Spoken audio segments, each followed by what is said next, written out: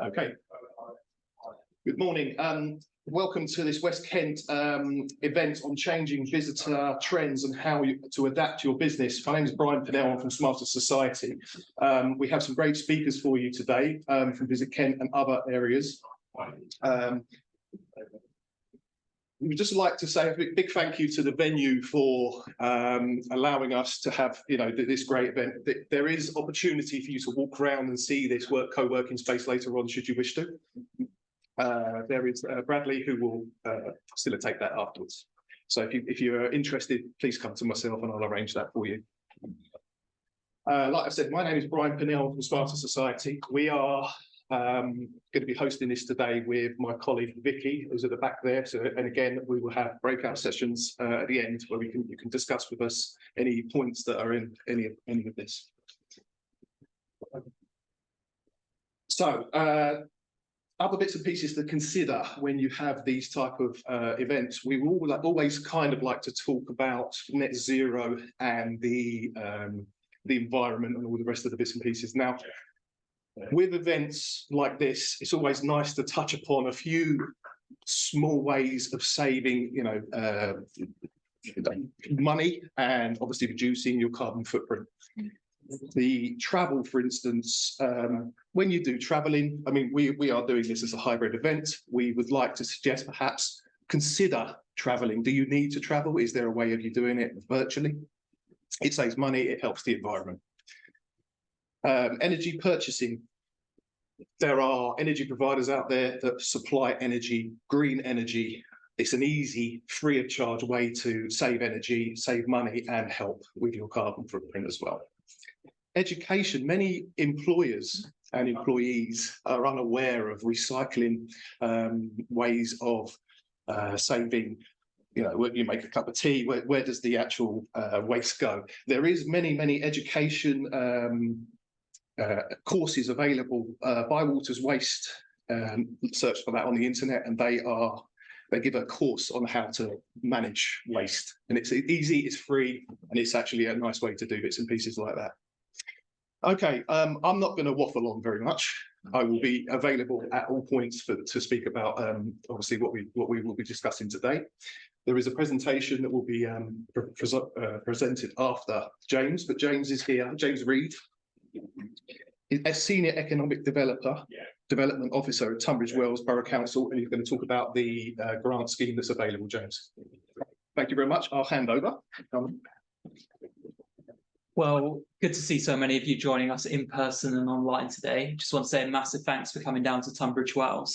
So obviously you're mostly all here to listen to Holly talk about how to adapt your business, but I just wanted to flag a few things that we've got coming up, especially as part of the West Kent Business Support Programme. It's a really exciting programme. It's the three West Kent authorities of Sevenoaks, Tunbridge and Malling and Tunbridge Wells all working together as one to support businesses. And we've done some fantastic work over the summer, offering mentoring and insight to businesses from across the region.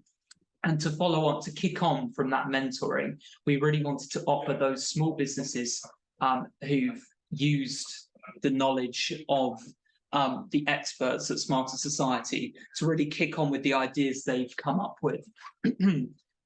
So we've developed a micro grant scheme. This is £500 grants for businesses who are based in Sevenoaks, Tunbridge and Malling and Tunbridge Wells. Each authority will be offering 10 businesses grants towards their business development activities.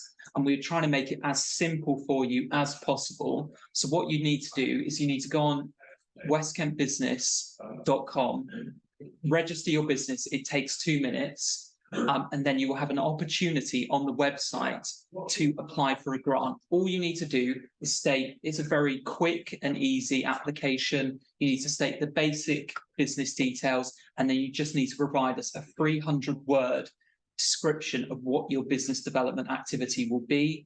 And then each of the authorities will consider the applications and then we'll be offering grants in short order. Now, if We want to see as many businesses apply as possible. It'd be really great for people here and people joining us online to get involved in this. If you do miss out, do not worry. This is the first of 2 rounds of micro grants. So this time next year, there will be further grants. So if you don't quite have an idea yet, don't worry, this is not the end of this funding that's available. But that being said, it'd be great to see a lot of applications coming in at this time.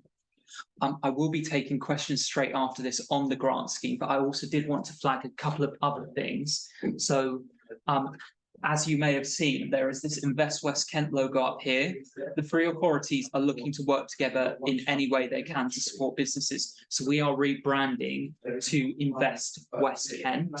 We will have new branding and a new website live later this year.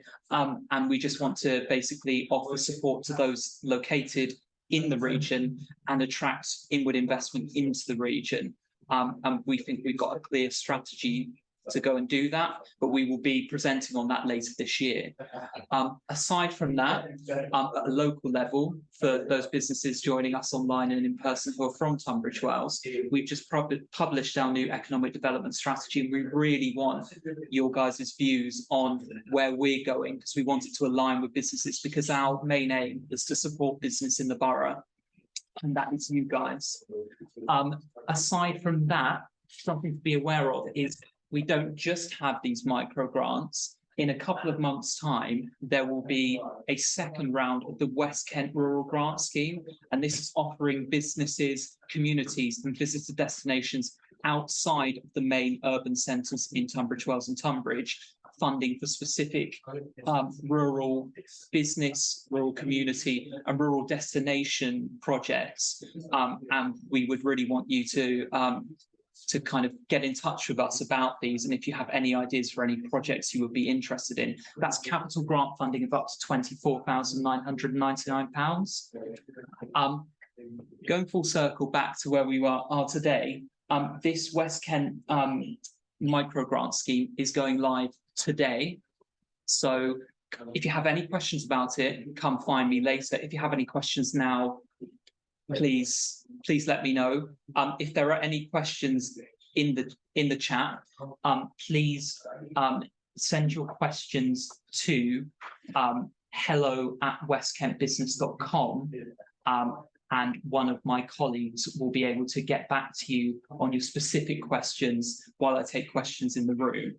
So does anyone have any questions about either the grant scheme or the wider things I've been talking about today? Yeah. Hi, nice to meet you. Hi, I'm Jess. Nice to meet you. Would you please just let me know how long the applications are open for and how many grants you've got? So we don't have a definitive closing date as such. We're going to see how many applications come in, because we don't want businesses to miss out on funding. We want to properly promote this widely enough so that businesses from all of the 3 areas and different locations in those areas are aware that this funding is available. So we're kind of playing it by ear in that sense. We want to be flexible and accessible. But so it's live from today, and we will be circulate when we have enough demand come in for these grants. We will then be circulating an update out to all people that have signed up. You receive alerts and everything set, and it will say something like, this grant scheme is closing in 7 or 10 days' time. We will give plenty of notice before we close the scheme. We want to be very clear with businesses. We wouldn't want anyone to unnecessarily miss out on potential funding for a great project that they have. I run a network of small businesses, so yes. Which are, and I'd love to share the link. Oh, definitely. It's the 3 authorities working with Smarter Society. We just want it to be promoted as widely as possible. Don't mind about any of you recycling any of the material. We're happy for you to use it free of charge to send out. So we will be circulating some of the comms. You may have seen them on our channel already, on the West Kent Business LinkedIn and social media channels. And then just get in touch with us if you would like any specific banners or anything that you would like to promote through your channels. Hi Jess. Hi there. If I wanted to support 800 small business owners. Yeah. I've been making grant quite heavily and a lot of Yes. Will you be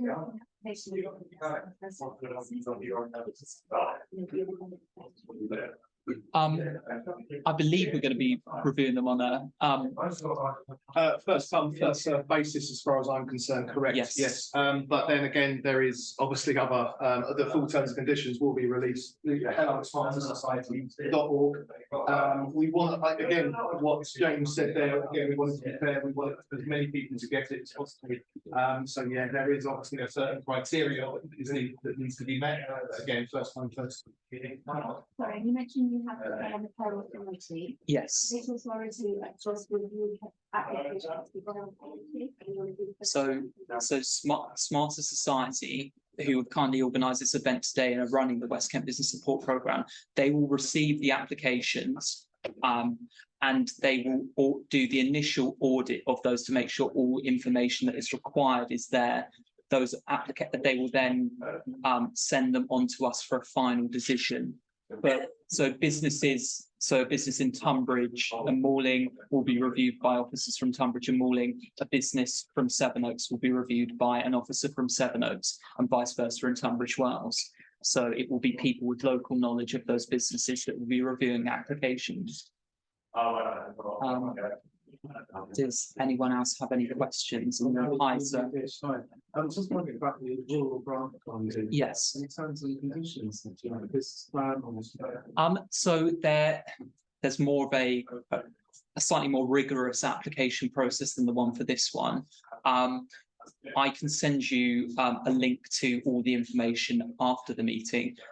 If you want to drop me an email, it's just business@tunbridgewells.gov.uk, but I'll find you personally after the meeting and give you more details on that. If anyone listening online was interested in the West Kent rural grant scheme, then please send an email to business@tunbridgewells.gov.uk, and then we can direct you to the individuals who are running that scheme.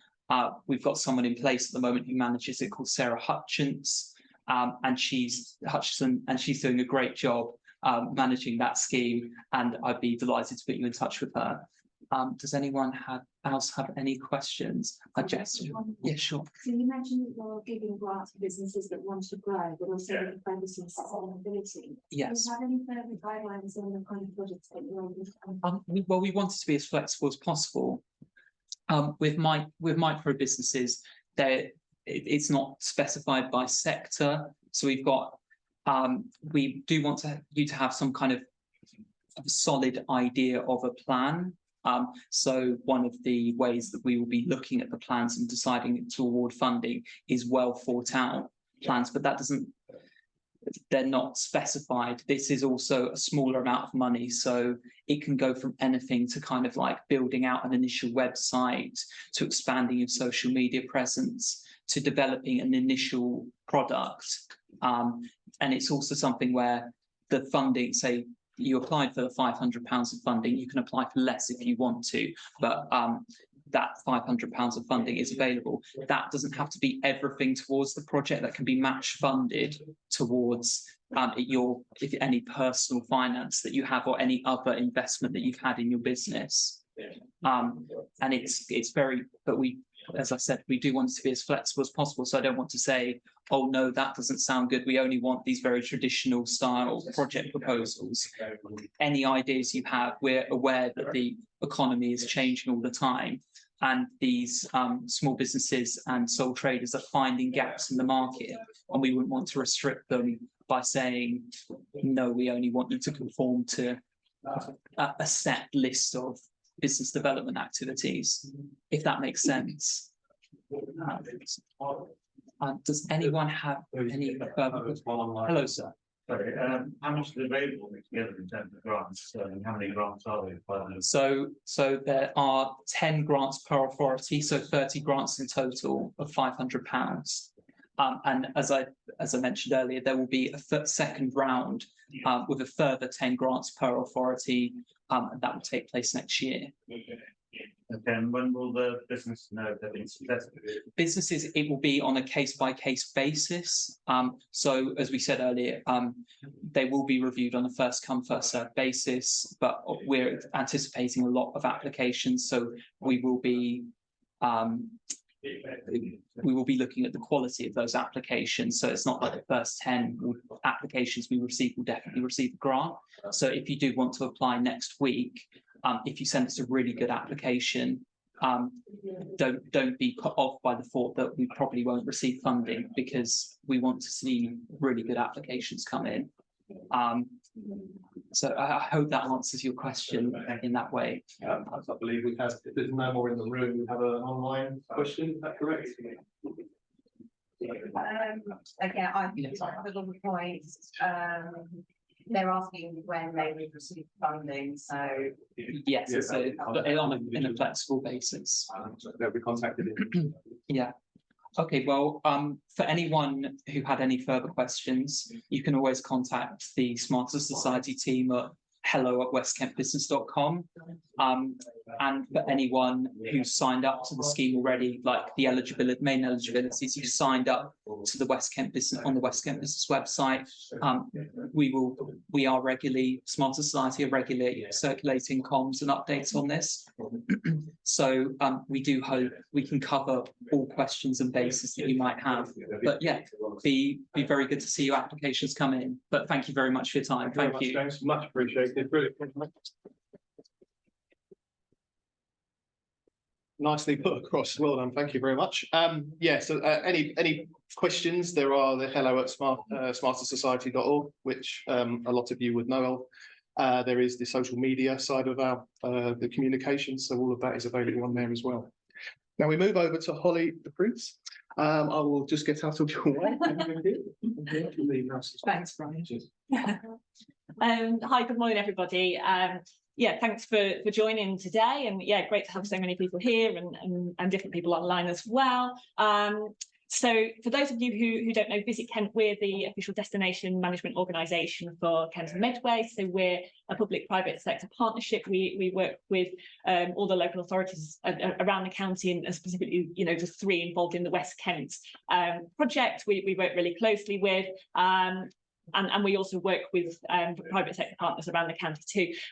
We are able to support any business who already works in the visitor economy and tourism, or people interested in potentially diversifying into that area. So potentially, you know, rural businesses who want to diversify, add a visitor offer, someone who's, you know, passionate about something, who wants to share that with visitors through experiences. So yeah, lots of, as I go through, I'll reference the number of different ways that we can support, but I think in general, it's just to know we're here. Obviously, we're working really closely with the teams at Seven Oaks, Tunbridge and Morling and Tunbridge Wells, and please do kind of get in touch with us where we can support.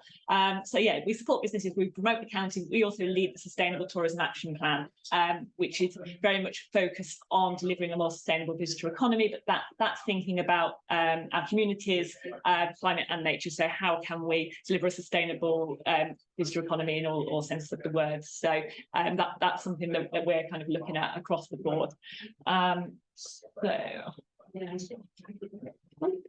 Just click it. Should I do it? No, click it. Oh, I just click it. Sorry. Oh, there we are. Oh, and the other thing to add is that we've recently been accredited as a local visitor economy partnership. So this is a new way of working nationally.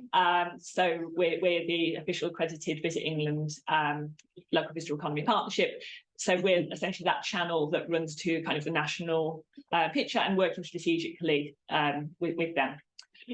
So today I've been asked to talk about changing visitor trends and how you might apply that to your business and adapt. Actually, I think what I'm going to talk about is lifestyle trends. To be honest, I'm aware that there's people from different sectors here, and I think there's probably things that you can apply in terms of, you know, visitors are consumers. There's such a blurring of the lines now really between our residents, our visitors, business, leisure, and I think actually there should be takeaways that you can apply to all sorts of different sectors here. So yeah, I'll take you through some different trends and obviously take questions afterwards. So the first one, that isn't a spelling error, leisure. It's that blend between business and leisure. So what we're very much seeing is that blurring of the lines. Visit England recently did a webinar around latest updates in business events trends. What we're seeing now is that people very much, although people are perhaps travelling for business less, where they are travelling for business and they're coming together for business events, they're looking. Apologies to those online. We have some lights that are hanging quite low. Yeah, so sorry for that.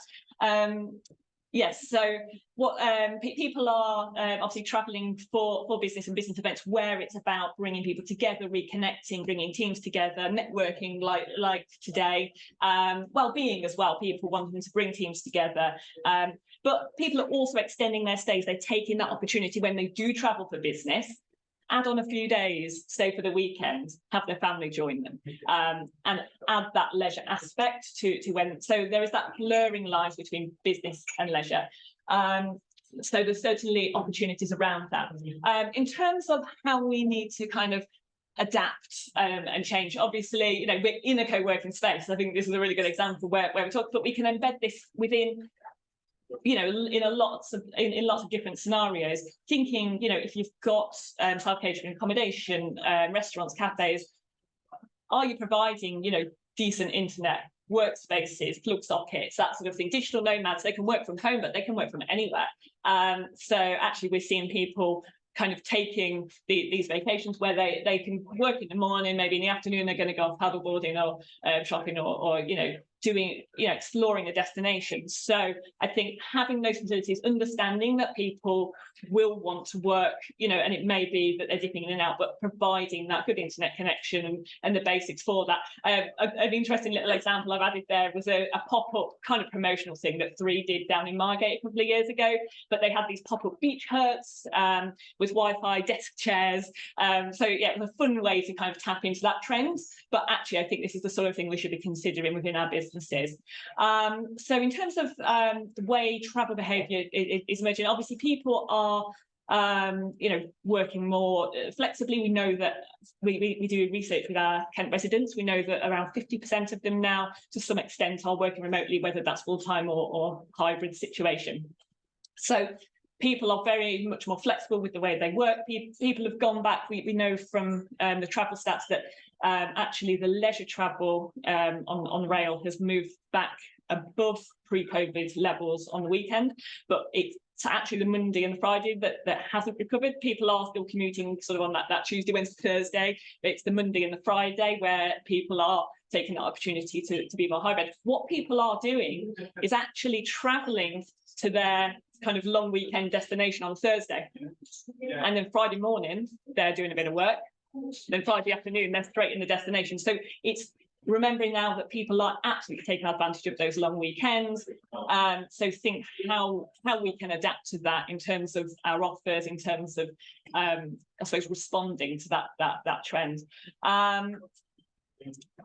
Also where people are going to venues for events and meetings, perhaps there's opportunity to connect with them, share what's going on locally so that they can talk to delegates about that, so that in the evenings after the meeting or event they can go and explore the place, or if they're staying for an extra day they can understand what there is to offer. So connecting with those venues and those meeting places.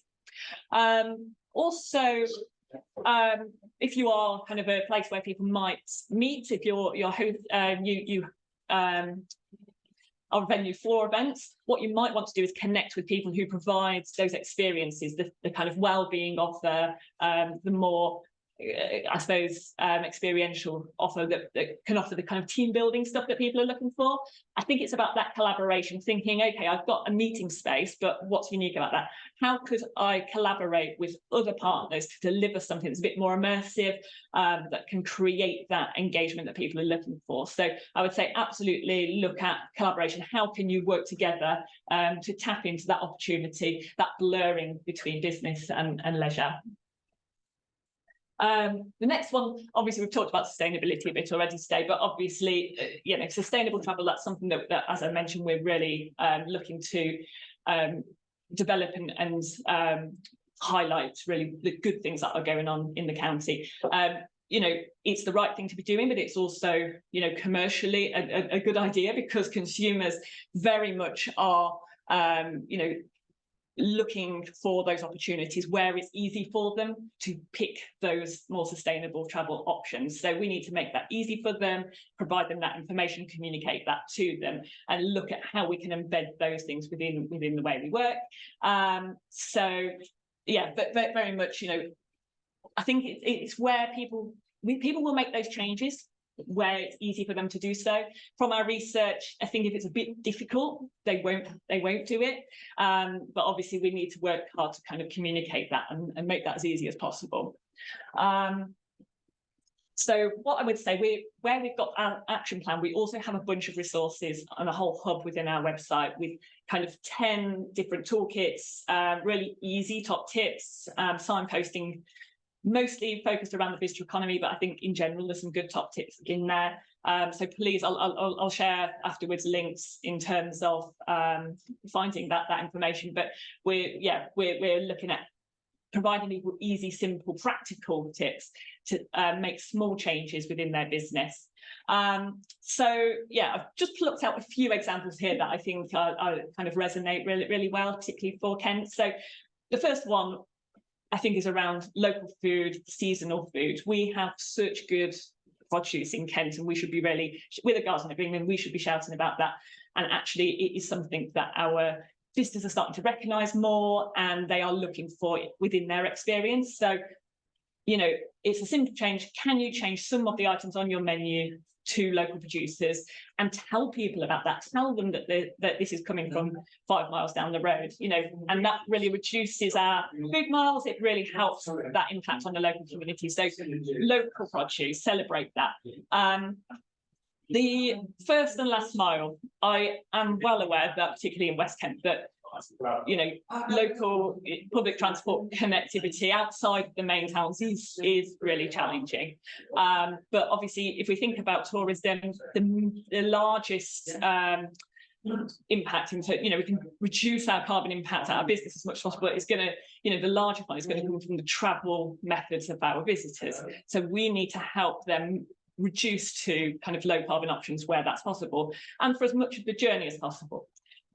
So I think, with the information on websites, lead with, if you're lucky enough to have a good public transport connection, lead with that message. Provide them that information in a simple, clear, practical way. Again, they just want it to be provided in an easy way. If you don't have, if there's a short gap between that, is there a sensible walking or cycling route? Can you direct them to that? Can you send them to Kent Connected, which is a Kent County Council app where people can kind of plan their route, and it will highlight the most sustainable option. There's lots of tools out there to do that. If you really, say there's no sensible way to get to your place, to your business, actually, what you can do is partner maybe with a taxi firm or something like that, so that they can take the majority of the journey on public transport, and then they have that information of how they can be collected. Maybe there's a partnership that can be created there. And of course, there's quite a few grants and things out there to install EV chargers. So if people are going to drive, can we provide them with the facilities that they need if they've got electric vehicles? So I think it's a difficult one and it's very challenging, but I think we need to think to make it as easy as possible for people. Nature positive. So people, we also want to think about our biodiversity within our business. We're working with Kent Wildlife Trust, and they've got some really good tips and examples of how, even if you've only got a small patch of land, how can you bring some biodiversity? How can we encourage pollinators and things within any space around your business? So I think that there's that. Look at how, I don't know if you're developing experiences or within your business, is there anything hands-on that people can do to connect more with nature, so that they can kind of learn about nature and the environment? But If not, I mean, there's other things you can do. So say within your business, you could look at local nature-based charities. You could do volunteering or well-being days with the team where you go out and actually get out in nature, learn about that, give something back and volunteer. So there's lots of ideas to build that kind of nature positivity into the business and shout about it. You know, if you do a team day like that, share that on social media, and that, you know, shows kind of the values within your business. Off-season opportunities in terms of sustainability you know, sustainability from an environmental point of view, but also for your business. We need to think about ensuring that we've got kind of people coming all year round. We want to spread the flow of visitors from that peak season across the year, because that will have less impact on the environment, but also it provides them kind of more healthy cash flow businesses. So think about how you can tap into those off-season opportunities. What are the things that people can only do, or maybe are even better out of season? So play on kind of seasonal stuff, maybe when I don't know, migration, or, you know, harvest, or stargazing. These sorts of things are much better experienced off season. So even if you're in retail, I suppose it's thinking, okay, what are the seasonal themes and how can I play into that? Could I do pumpkin picking, or, you know, this kind of thing? So I think play on the seasonality, look at how we can encourage more people off season, and that is part of sustainability. And obviously you've already mentioned, Brian, around obviously how can you kind of save the planet, but also look to save costs. So in the resources that we're going to share afterwards, there's lots of tips around saving water, energy, waste. And I think it's looking at all those little steps that you can do, how you can become more aware within the business, how you can communicate that to your customers as well, and encourage them to kind of make those small changes and understand how that contributes overall. So there's lots of great tips there. And actually Green Sand Ridge Distillery is one that I kind of wanted to highlight there in terms of what they're doing. I think they're a fantastic case study. So they're the first carbon neutral distillery in the UK. So they've got all kind of, I think it's kind of wind and solar generation on site, but also they actually use surplus produce. So stuff that is produced locally that would be rejected from the supermarkets, they use that in their process, or local botanicals. They have a policy of zero non-recyclable waste, and they don't use any chemicals in there. So they've really thought about it in the business, but what they do really well is communicate that as well. So they've won various awards. If you're doing something really well, don't be afraid to kind of shout about that and communicate that. You may not be doing everything, like, you know, these guys are doing a lot, but I think communicate the things that you are doing. And you know, he's won quite a lot of awards and things. So, you know, I think there are ways to communicate that.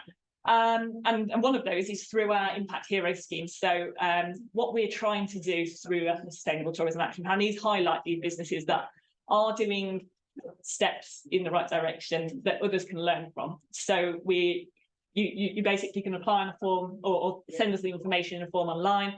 We use it to inspire and educate other businesses, but also consumers.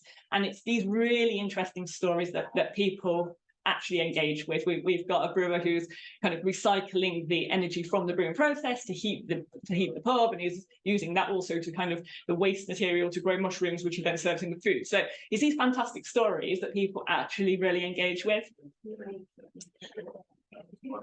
Right, so cost of living. Obviously it was going to come up. You know, it is having an impact in the way people are choosing to kind of behave and consume, and it's obviously impacting people's leisure and discretionary spend. But what I would say is that particularly post-COVID, people are, where they have got some, obviously there's those people who really don't have the ability to kind of spend, but they're, you know, the people that are looking at where they can make trade-offs, where they can make cutbacks, they are prioritising that leisure time. They do want to ensure that they're making memories, spending time with family and friends, but they're being more selective over how they do it. So we need to think smart about how we kind of tap into that. So Visit England do a kind of monthly consumer confidence survey, which is really interesting to kind of track how that moves over time. And from that, we can really understand where people are looking to make savings, how we can kind of respond to that. So yeah, as I say, there's still quite an interest, and actually people are more interested in staying in the UK, and we can see the benefits of that. Even if they are going back abroad, they have been sort of saying, oh, well, we might do an additional short break in the UK, so that's good. But what they are looking to, they're looking at where they can reduce those costs. So is it through, you know, some people will look to reduce their accommodation costs, you know, maybe in the summer they're going to go camping or something, or maybe they're going to stay with friends and family. Activities they are looking out for offers, but also free days out, free things to do. Eating out, again, it might be that they go, oh, let's do self-catering so we can cook a couple of nights, that sort of thing, or take a picnic. So people are being smart, but they are still willing to spend for a really great experience, and that is about making memories with their family and friends. People are also switching to shorter breaks, so that's another way they might kind of spend less by going for less days, but not compromising on the experience. And people are definitely booking last minute as well. That's a massive trend, which is difficult to plan.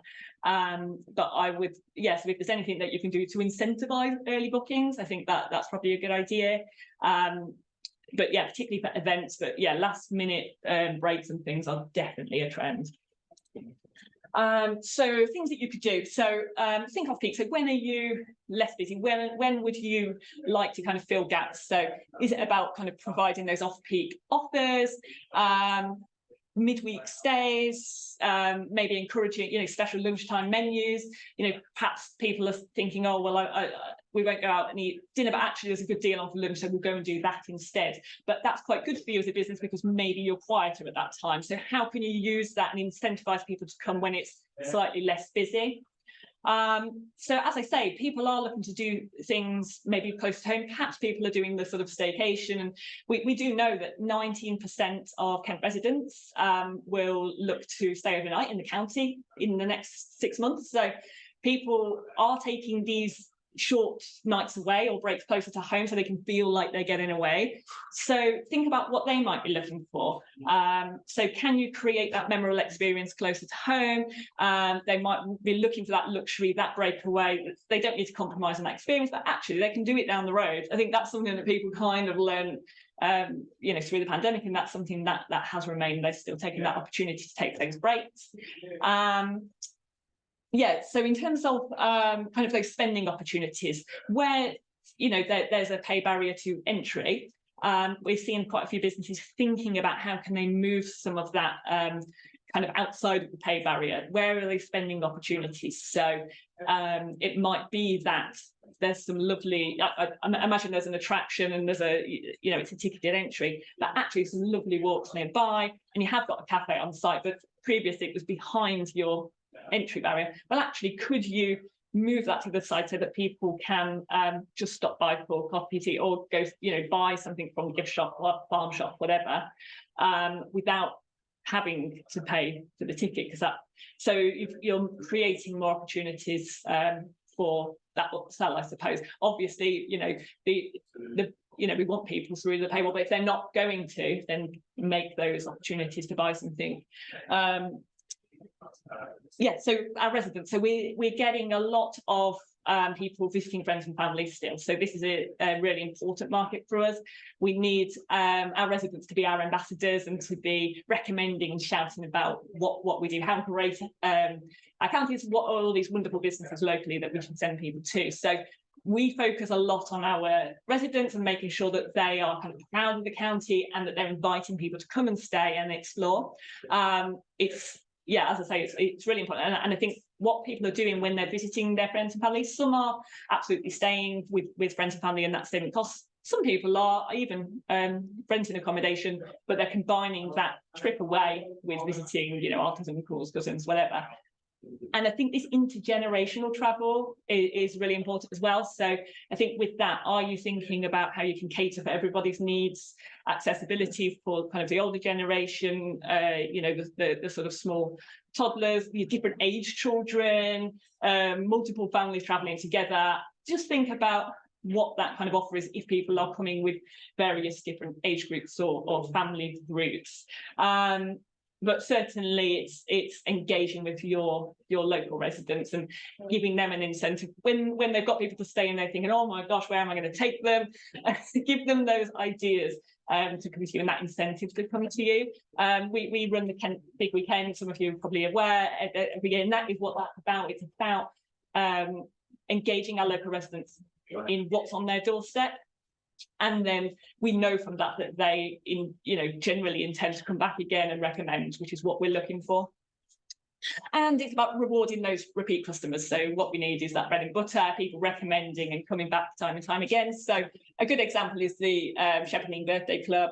It's a great way to capture data as well. So they kind of capture everyone's information and they're able to then continually communicate with them. They send them a deal so they think they get a free meal on their birthday. But of course, you're not going to go out and eat on your own on your birthday, probably. So you're going to bring your mates and some people are going to pay for their meal. So I think that's a really nice example of something that they've got in place, and it allows them to promote and communicate with those customers all year round as well. So experiences. This is something I think that has really been kind of grown over the last few years. We actually did a whole project, a European funded project on this for 3 years with about 100 or so businesses around the county.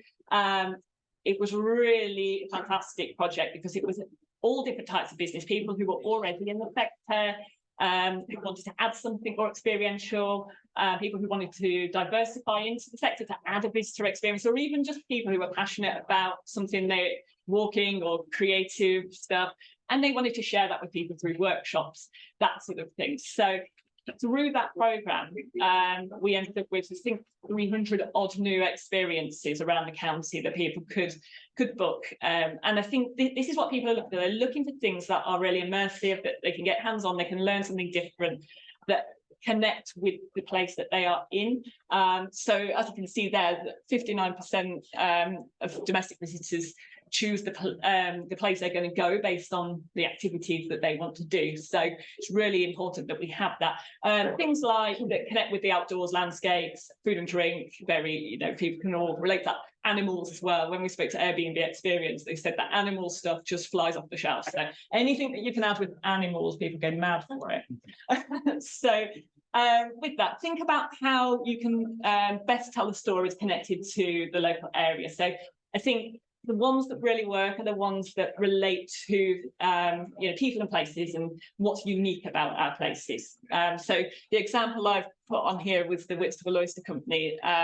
You'll be aware of them obviously with their kind of food and drink offer, but they now offer, as a result of that programme, tours of the oyster beds. So you can book on that, you can go out with the guys who actually do the farming, you can learn about how oyster farming works, you can go out when it's low tide, see all of the kind of infrastructure around it and learn about oysters, and then you can go and have a guided tasting. So it's a very kind of immersive but personal experience with the expert. But where else would you want to do that?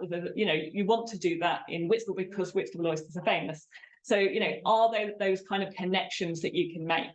I would also say that helping to build those connections with your brand, having those immersive experience, personal connections through experiences and memories can help people feel connected to your brand. So food and drink businesses do this quite well. So that's where you're thinking of your brewery tours, your vineyard tours, and this kind of stuff. If you have been on that tour, if you learned how the thing's been made, then next time you go out to eat and you see it on the menu and you think, oh, yes, I'll order that because I feel connected to that, because I know all about that. I've been on the tour.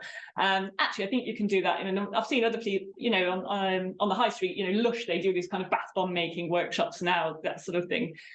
So again, it's building that personal connection with the brand. You can go in Hotel Chocolat, you can do kind of chocolate tasting with them, learn about that, and they're seen as the experts. So there's lots of different types of people, I think, that can bring that in, and you can build that connection with your brand. So yeah, I think you can apply that to different sectors too. So here, yeah, what we saw through this program was that people definitely partnered and connected. So you may not want to do it all yourself.